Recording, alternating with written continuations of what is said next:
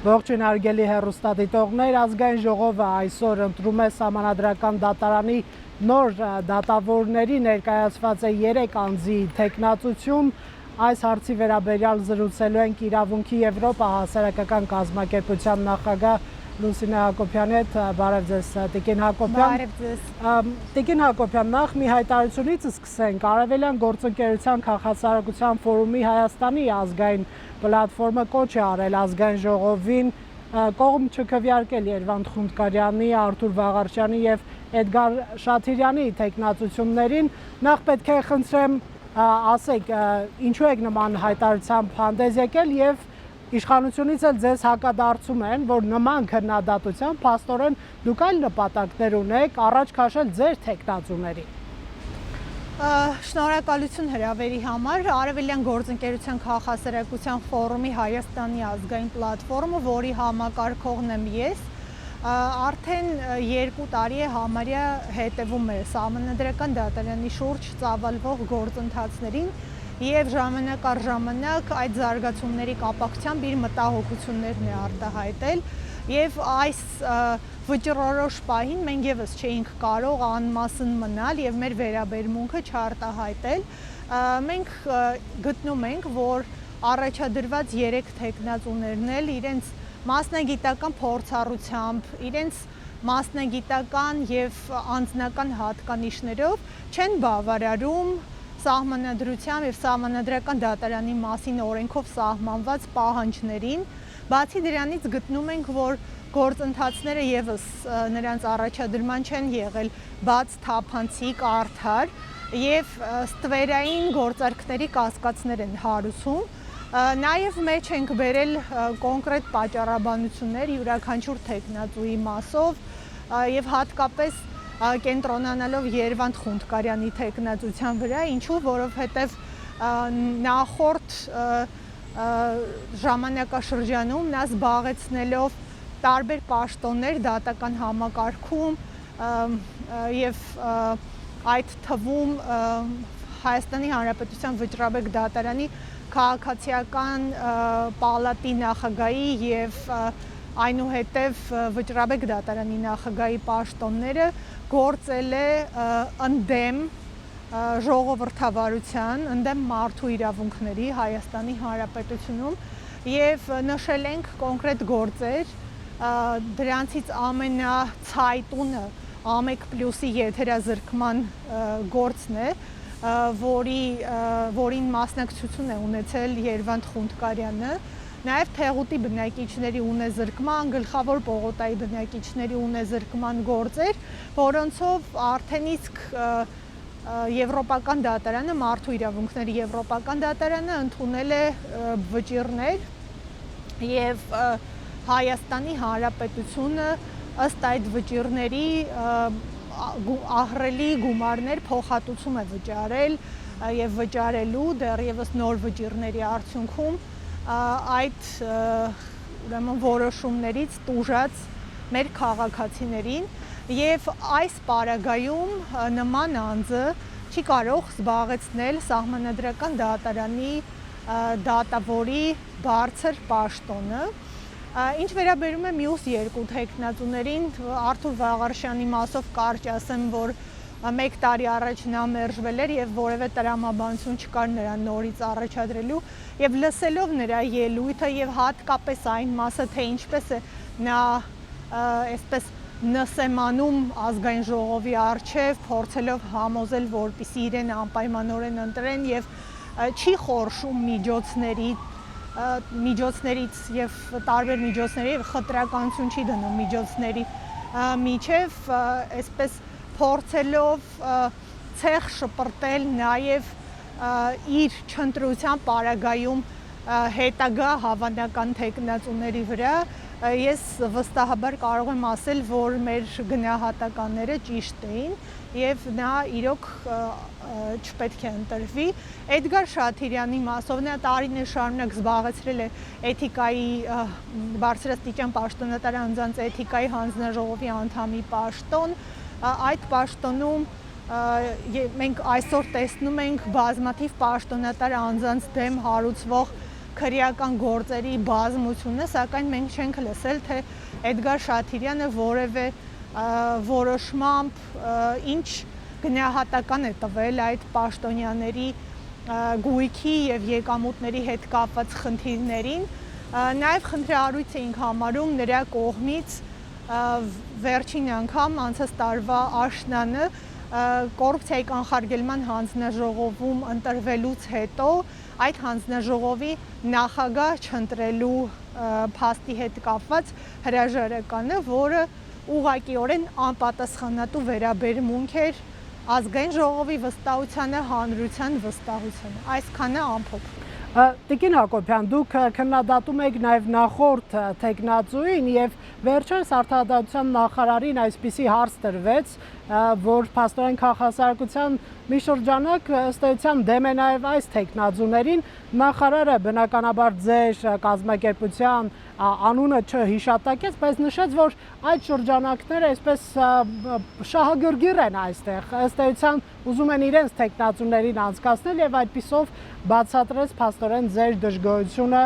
այս տեխնացություններին, ինչպես կհակադարձեք։ Ես կարծում եմ, որ մենք իրավաբանական համայնքի մաս լինելով հանդերձ, բնականաբար չենք կարող մեր կողմից նախընտրելի տեխնացուները չունենալ եւ շատ տարօրինակ կլիներ, եթե մենք որևէ կարծիք եւ նախընտրություն չունենայինք այդ հարցում, սակայն ինչ վերաբերում է այն հարցին, որ այս դժգոհության ալիքը բացառապես այսպես բարձրանում է մեր սրտի տեխնացուների առաջադրման նպատակով, սա անշուշտ պարզ մանիպուլյատիվ հնարք է, այստեղ խնդիրն այն չէ, թե արդյոք մենք ունենք, թե չունենք նախընտրելի տեխնացուներ, խնդիրն այն է, թե արդյոք ձեր հարգելի նախարար եւ մնացածը նախընտրելի տեխնացուները ունեն այն արժեբանությունը եւ կրում են արդյոք այն արժեքները, որ դուք հեղափոխական իշխանությունը թռչակում եք, երբ որ առաջնորդում եք 2018 թվականի Թավշյա հեղափոխությունը։ Եվ մի փոքր ուղղակի հանրային կարծիքի, քաղաքասարակության կառույցների կարծիքի վերլուծությունը ձեզ կհամոզի, որ այդ տեխնացուները չէին կրում։ Տիկին Հակոբյան, Թավշյա հեղափոխությունը հիշեցիք, այսօր ազգային ժողովի падգամավորներից Սուրեն Գրիգորյանը եւս այդպիսի հղում արեց տեխնացուներից Երվանդ Խունդկարյանին ասաց, որ ինքը կողմ է քվեարկելու, ահա թե ինչ պատճառաբանությամբ Սուրեն Գրիգորյանը նշում է ձեր ընտրությունը ոչ բռնի Թավշյա ժողովրդավարական սիրո եւ այս բառը հատուկ եմ շեշտում համերաշխության հեղափոխության կապիտալիզացիա է։ Ինչ կարող եք ասել համերաշխության այսպիսի բանաձևի մասին։ Ուրեմն ես այստեղ կվկայակոչեմ Հայաստանի Հանրապետության Սահմանադրական դատարանի մասին օրենքը, որի պարտադիր պահանջն է, որ Սահմանադրական դատարանի դատավորները պետք է ունենան մասնագիտական եւ բարոյական բարձր հատկանիշներ եւ այսպես ասած համերաշխությունը որպես նպատակ հռչակել եւ հանուն դրա զոհաբերել այդ կարևոր արժեքները ոչ միայն օրենքին հակառակ է, այլև ուղղակիորեն փարիսեցիություն է։ Այդ դեպքում ինչու այդ համերաշխությունը չէր դրսևորվում Հրայր Թովմասյանի հանդեպ, ինչու այդ համերաշխությունը չէր դրսևորվում Ռոբերտ Քոչարյանի եւ Սերժ Սարգսյանի հանդեպ։ Վերջապես իրենք պետք է մտապահեն եւ գիտակցեն, որ իրենք ժողովրդի ընտրած տեխնացուներն են եւ եթե ժողովուրդը ցանկանար հաշտ ու համերաշխ ապրել նախկին կոռուպցիոներների հետ, ապա որևէ պարագայում ոտքի չէր կանգնի եւ չէր իրականացնի 2018 թվականի Թավշյա հեղափոխություն։ Ժողովուրդը այս իշխանությունը չի գործուղել այդ պաշտոններին, որպիսի, այսպես ասած, կեղծ համերաշխության օրակարգեր բերեն։ Ժողովուրդը գործուղել է, որպիսի բարեփոխումներ իրականացնեն ստրատեգիական ոլորտներում, որոնցից մեկը դատական իշխանության ոլորտն է։ Հրայր Թովմասյանն ու Ռոբերտ Քոչարյանը քիչ թե շատ քաղաքական դեմքեր էին, իսկ Խունդկարյանը կարծես թե դատական համակարգից եկող մարդ է եւ իշխանության, այսինքն Սուրեն Գրիգորյանի մեկնաբանությունը այն է, որ հնարավորություն եք տալիս եւս մեկ անգամ դրսևորվելու, այսպես Թավշյա տրամաբանությամբ։ Սա արդյոք ընդունելի մոտեցում չէ։ Ես արդեն իսկ ասացից շատ քիչ բան կարող եմ ավելացնել, ուղղակի ավելացնեմ միայն այն, որ այն մարդիկ եւ այդ թվում Երվանդ Խունդկարյանը, որոնք խամաճիկ են հանդես եկել նախորդ իշխանության ձեռքին, այսպես համարձակություն չեն ունեցել ընդդիմանալու Ռոբերտ Քոչարյանին, ընդդիմանալու Սերժ Սարգսյանին, պատասխանատու են հակաժողովրդավարական գործընթացների համար, մարդու իրավունքների խախտումների համար, իրենք բնականաբար տեղ չեն կարող ունենալ սահմանադրական դատարանում եւ եթե այսօր ինչ-ինչ պատճառներով, որոնց շուրջ բացատրությունները եւս ընդունելի եւ հասկանալի չեն, ուշանում է դատական համակարգը այդ անձանցից ազատելու գործընթացը, դա բնավ չի նշանակում, որ հիմա այդ անձանցով պետք է համալրեն այնպիսի կառույցներ, ինչպիսին է օրինակ մեր պետության սահմանադրական դատարանը։ Տիկին Հակոբյան, դատարանները շրջափակելու այդ հայտնի օրը անցած տարի վարչապետ Նիկոլ Փաշինյանը հիշում ենք, որ կառավարությունում ելույթ ունեցավ եւ հայտարարեց այդպես էլ չիրականացած վեթինգի մասին, նշելով, որ պետք է հրաժարական տան նաեւ մարդու իրավունքների եվրոպական դատարանի վճիռներով հաստատված ապօրինի որոշում կայացրած դատավորները Երվանդ Խունդկարյանի պարագայում 13 գործ կա, որ Հայաստանի Հանրապետությունը պարտվել է փաստորեն նրա վարույթում գտնված եւ 300,000-ից ավելի եվրո Հայաստանը վճարել է այդ տուժած անձանց։ Հիմա այս ինչպես եք դուք մեկնաբանում այս սկզբունքների միջև հակասությունը։ Սա նահանջ է, շատ կոպիտ եւ շատ տխրեցնող ուրեմն ժողովրդավարացման ուրեմն այս նպատակներից, որոնք հռչակվել էին 2019 թվականի մայիսի ձեր հիշատակած օրը, շատ տխուր է, որ ոչ միայն վեթինգը չիրականացվեց, այլև որևէ ողջամիտ պատճառաբանություն չհնչեց այն մասին, թե սահմանադրության կոնկրետ ինչը, որ դրույթը եւ ինչպես էր խանգարում վեթինգի իրականացմանը եւ հիմա այսպես համերաշխության այսպես լոզունգների ներքո մեր պետության սահմանադրական դատարանի դատավորի պաշտոնում ուզում են կարգել ուրեմն նախկին իշխանության օրոք որպես խամաճիկ գործած դատավորի եւ այլ անձանց եւ շատ ցավալի է, որ այս ամենի շուրջ խոր մտորում չի իրականացվում եւ այսպես հիմա էլ ազգային ժողովը փոխարենը այսպես կշռադատված մոտենա լսի հանրային ձայնը, լսի քաղաքասարակության, երբ որ դուք ասում եք արևելյան գործընկերության քաղաքասարակության ֆորումի ազգային պլատֆորմ, դրանք ուղղակի այսպես անուններ չեն, դրանք բավական լուրջ կառույցներ են, որոնք լուրջ ներդրում են ունեցել Հայաստանի ժողովրդավարացման գործընթացին,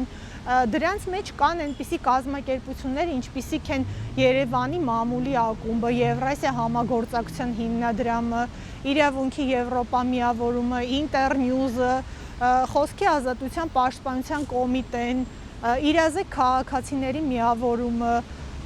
եւ այսպես շարքը անվերջանալի է, այդ բոլոր կազմակերպությունները միաձայն են այս հարցում եւ անտեսել ուղղակի իրենց ձայնը, ասելով, որ այ հիմա մենք համերաշխություն, իսկ ով է ձեզ ընկերներ խնդրել այդ համերաշխությունը հաստատել, արդյոք դուք մանդատը ստացել եք դրա համար։ Տիկին Հակոբյան, դուք ասացիք, որ խամաճիկ է եղել, հա, տվյալ դատավորը նախորդ իշխանության ժամանակ, որևէ մեկը ինձ վրա որպես դատավորի ոչ մի ազդեցություն չի ունեցել եւ չի կարող ունենալ որևէ դատավոր, որևէ մեկի քիմքին հաճո որոշում չի կայացնում, հայտարարեց պարոն Խունդկարյանը, նա ի դեպ այսպիսի բան ասաց, որ դատական համակարգում չի եղել համատարած կոռուպցիա։ Ինչ կարող եք ասել այս մեկնաբանությունների, ավելի ճիշտ հերքումների մասին։ Սա ուղղակի նախ սկսենք կոռուպցիայի չլինելուց, հա, հետո իր անաչառության այն, որ դատական համակարգում եղել է կոռուպցիա, դա փաստված է շատ տարբեր կառույցների կողմից, առաջին հերթին Հայաստանի մարդու իրավունքների պաշտպանի կողմից 2013 թվականի զեկույցում,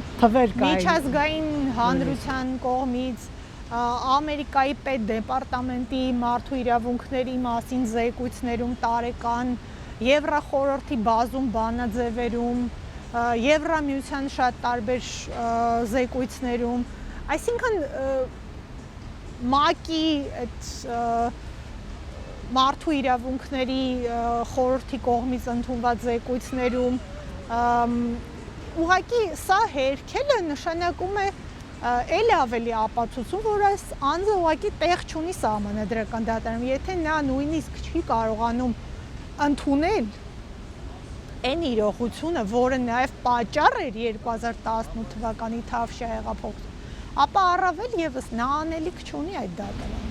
Մյուսը անաչառության մասով ինձ վրա որևէ մեկը որպես դատավորի ազդեցություն չի ունեցել։ Դուք կարծես թե այդպես ակնարկում եք քաղաքական ազդեցությունների վրա, կոնկրետ Խունդկարյանի պարագայում ինչ կարող եք ասել այս մասով։ Նայեք, ԱՄԵԿ+-ի եթերազրկումը, եթե միայն խոսենք այդ գործի մասին, որովհետև այդ գործը շատ աղմկահարույց գործ էր,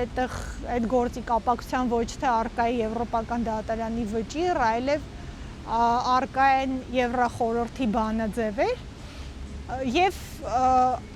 հայտնի են, բոլորին է հայտնի, դա այլևս հանրահայտ փաստ է, որ ԱՄԵԿ+-ը եթերազրկվեց այն պատճառով, որ կոշտ քննադատության էր ենթարկում այն ժամանակվա նախագահ Ռոբերտ Քոչարյանին։ Եվ այդ եթերազրկման գործընթացին իր ուղղակի մասնակցությունն է ունեցել Երևանդ Խունդկարյանը։ Հա, ինա կարող է ասել, որ այս պայի դրությամբ չկա օրինական ուժի մեջ մտած դատավճիռ, որով այդ փաստը հաստատվում է, բայց երևի միայն ինքը կարիք ունի այդպիսի դատավճիռների, որպեսզի այդ իրողությունը կարողանա ճանաչել եւ անգամ կասկածում եմ, որ այդ վճռից հետո էլ նա կկարողանա ընդունել այդ փաստը։ Տիկին Հակոբյան, դուք ձեր կազմակերպությունը պայքարում եք, որպեսզի Սահմանադրական դատարանի կազմը փոխվի, պնդում եք, որ այդ դատարանը նախորդների ձեռքում է եւ չի կարող օբյեկտիվ որոշումներ կայացնել կարևորագույն գործերով։ Հիմա չբերենք, հա, այդ գործերը։ Ինչ է ստացվում, եթե այս տեխնացուները ընտրվեն, ինչպիսի Սահմանադրական դատարան ենք ունենալու։ Ոչ նախորդից տարբերվող, շատ ցավալի է եւ ցավալի է, որ 2 տարվա այս պայքարից հետո ուրեմն եթե իհարկե ես հուսով եմ, որ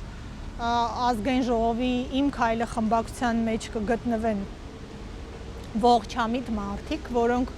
կանսան հանրային ձայնին, կանսան քաղաքասերակցության կոչերին եւ դեմ կքվեարկեն այս 3 տեխնացուներին, հակառակ դեպքում մենք ունենալու ենք մի իրավիճակ, որը ունեինք նախքան ուրեմն Սահմանադրական դատարանի մասով փոփոխությունների ընդունումը եւ ես կասեմ, որ սա մի լուրջ փորձություն է իմ քայլի համար եւ այստեղ յուրաքանչյուրը կատարելու է անհատական ընտրություն, թե այն մասին, թե ինչ արժեքների կրող է ինքը անձնապես։ Նաև ավարտելով, հա, ազգային ժողովի ոչ բոլոր խմբակցություններն են մասնակցելու դատավորների ընտրությանը, ԲՀԿ-ն եւ Լուսավոր Հայաստանը չեն լինելու, տարբեր պատճառաբանություններ են բերվում, որ իրենց այդ հանդիպում չի իրականացվել եւ այլն, նաև բողոքարկում են այդ process-ը։ Սա ինչ կնշանակի Սահմանադրական դատարանի նոր կազմի համար, փաստացի եթե ընտրվեն, ստացվելու է, որ իմ քայլի կողմից են ընտրվում այդ դատավորները եւ հանրային կոնսենսուս այսպես չկա։ Այո, չկա, դա եւս մի կարևոր այսպես դեմ փաստարկ է այդ տեխնացուներին ընտրելու հետ կապված, բայց եւս մի շատ կարևոր բան ես կուզենայի նշել եւ դա այն է, որ կոռուպցիայի կանխարգելման հանձնաժողովը ըստ մամուլում հրապարակված տեղեկությունների եւ այսօր պատգամավորներից եւս հաստատեցին, դա բացասական եզրակացություն էր տվել Արման Բաբաջանյանը ասաց Երևանդ Խունդկարյանի տեխնատության վերաբերյալ եւ եթե ի հեճուկս այդ մարմնի տված եզրակացության ուրեմն իմ քայլականները ընտրեն այս տեխնատուին, սա ուղղակի կնշանակի արհամարհանք իրենց իսկ կողմից ձևավորած այդ կարևոր մարմնի եւ նրա գործառույթների նկատմամբ եւ հուսով եմ, որ սա եւս շատ կարևոր նկատառում է, որը նրանք պետք է անպայմանորեն հաշվի առնեն։ Ավարտելով Տիկին Հակոբյան, պետք է խնդրեմ ձեր գնահատականը ընդհանրապես դատաիրավական համակարգում տեղի ունեցողի մասին։ Ռուստամ Բադասյան արտադրության նախարարը դե գիտենք այդ հայտնի իր արտահայտությունը իրավունքի աղանդավորներ այդպես պիտակեց այն մարդկանց, որոնք հապշտապ են պատկերացնում իր ձևակերպմամբ արտադատական համակարգի բարեփոխումները, նշում է, որ ժամանակ է պետք նույն դատական համակարգը այսպես աստիճանաբար մաքրելու համար։ Մյուս կողմից մենք տեսնում ենք, որ հնարավոր է սահմանադրական դատարան գնան այսպիսի ոչ միանշանակ ընդունվող անձինք, իշխանությունը վեթինգ էր խոստացել, բայց իրենց խոստացած տեսքով վեթինգը ի վերջո տեղի չունեցավ, ինչ է տեղի ունենում այդտեղ, արդյոք դատաիրավական համակարգը մաքրման այսպես ուղու վրա է, թե ի վերջո նույն ճահիճի մեջ են եւ փրկություն չկա ուղղակի այս բանը։ Բնականաբար ոչ, ինքնամաքրումը դա պատրանք է։ Իսկ ինչ վերաբերում է Ռուստամ Բադասյանի այդ արտահայտությանը, ես կարծում եմ, որ պաշտոնատար անձինք եւ հատկապես այնպիսի պաշտոնատար անձինք, որոնք երկար փորձ չունեն պետական կառավարման համակարգում, առավել հանդուրժող պետքա լինեն հանրային քննադատության հանդեպ եւ իսկապես կոչ եմ անում սեփական ուրեմն սխալների, ձախողումների արդարացման նպատակով սլաքները չուղղել իրավապաշտպաններին, դա որպես կանոն տվյալ պաշտոնատար անձի համար այսպես նախ շատ խոսուն է այդ վարքագիծը, երկրորդն է չեմ կարծում, որ դա լավ հեռանկար ունի նրա համար։ Նախարարի աշխատանքում ձախողումներ եք դուք տեսնում։ Ես տեսնում եմ վեթինգը չիրականացնելը որևէ դրական դինամիկայի բացակայությունը եւ չեմ տեսնում բավարար հիմնավորումներ, ինչպես արդեն նշեցի, այն մասին, թե կոնկրետ սահմանադրության որ հոդվածը, որ դրույթը եւ ինչ կոնցեպտներն են, որ խանգարում են վեթինգի իրագործման։ Շնորհակալություն Տիկին Հակոբյան։ Factor TV հարցերին պատասխանում էր Իրավունքի Եվրոպա հասարակական կազմակերպության նախագահ իրավապաշտպան Լուսինե Հակոբյանը։